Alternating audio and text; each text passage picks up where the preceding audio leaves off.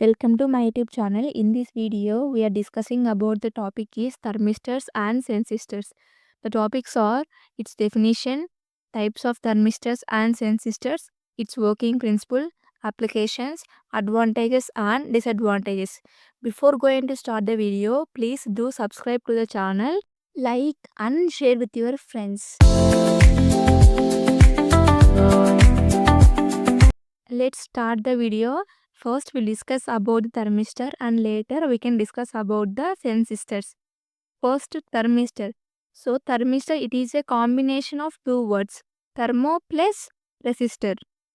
Thermo means temperature, means resistance is varying according to the temperature.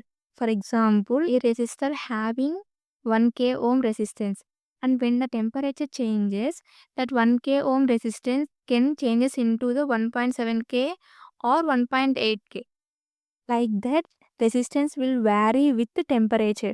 So we can say the definition as a thermistor, it is a type of temperature sensitive resistor whose resistance is vary with the temperature. Thermistors are made up of by using semiconductor materials.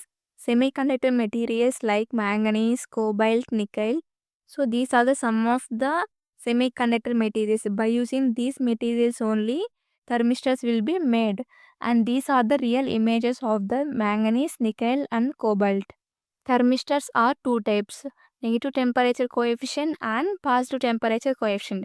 So these are the real images of negative and positive temperature coefficient of thermistors.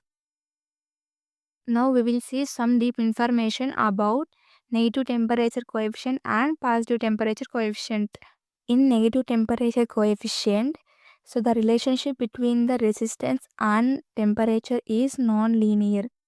So it has non-linear relationship because we already know NTCs are made up of with semiconductor materials like manganese, nickel, cobalt, etc. So these materials can change the resistance very fastly. Even a small change in temperature means a small change in temperature will drop a large amount of resistance.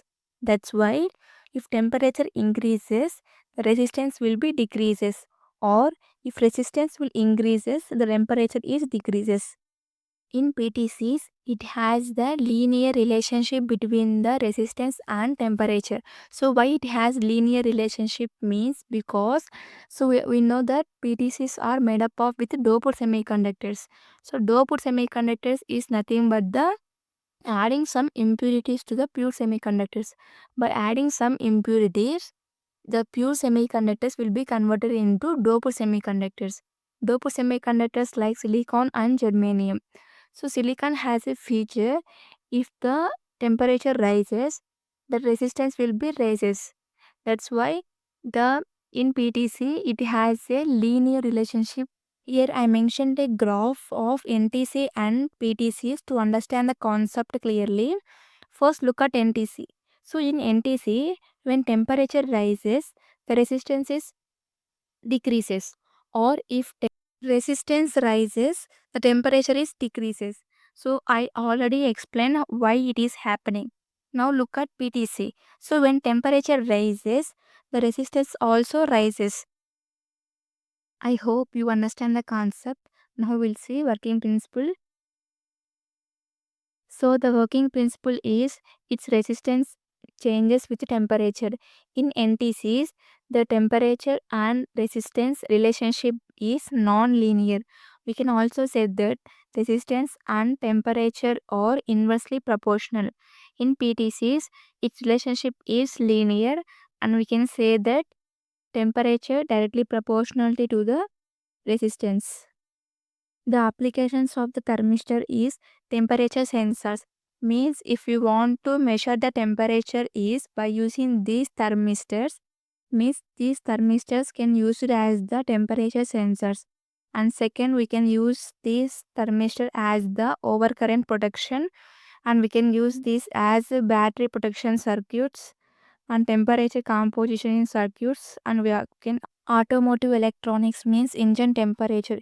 If we want to check a temperature of an engine by using these thermistors, we can going to check the temperature of that particular engine. So these are the applications of the thermistor. Advantages of thermistors are very sensitive. Means even its small changes in temperature, the resistance is vary and fast response, small in size, low cost, and thermistors are very easy to use. Coming to disadvantages, non-linear. Non-linear means in NTCs, the relationship between the resistance and temperature is non-linear. Second point is limited range. Means here it has the limited temperature. It can be heat itself. Means when large amount of current is flowing through the thermistor, it can heat itself and it can break easily, and thermistors need some calibration. So these are the advantages and disadvantages of the thermistor. Now we'll see another topic, that is sensistors. Sensistor. So it is also a combination of two words, that is sensitive plus resistor. Here sensitive means it responds to small changes in temperature. Now we will see definition of sensistor. So it is a temperature sensitive resistor with a positive temperature coefficient. Now here I want to remember a point. In thermistor, it has both negative temperature coefficient and positive temperature coefficient. In negative temperature coefficient, it has non-linear relationship. But in positive temperature coefficient, it has linear relationship. In sensistor, it has only positive temperature coefficient, that is, it has linear relationship between the temperature and resistance. So we already know why PTC have the linear relationship. Why? Because these are made up of by doped semiconductors like silicon and germanium. So PTCs have the linear relationship. So here main thing is in thermistors it has two types, NTC and PTC. But in sensistors there are only one type, that is PTC. Here we can see the real images of doped semiconductors like silicon, germanium and gallium arsenates. The applications of sensistors is it is used in the transistors to temperature compensation, and it is used in the amplifier circuits for bias stabilization, and it is used in the industries. It is used as the temperature control system. And here major difference I already discussed with you, the major difference between the sensistors and thermistors. Advantages of sensistors are more linear, stable and reliable. It is very small in size and they are good for compensation. Coming to disadvantages, the disadvantages of the sensistors are they are less sensitive than the thermistors and more expensive than thermistors and not suitable for very high accuracy. And these are the advantages and disadvantages of the sensistors. I hope you understand the concepts very clearly. Don't forget to subscribe my channel, like and share with your friends. Thank you for watching.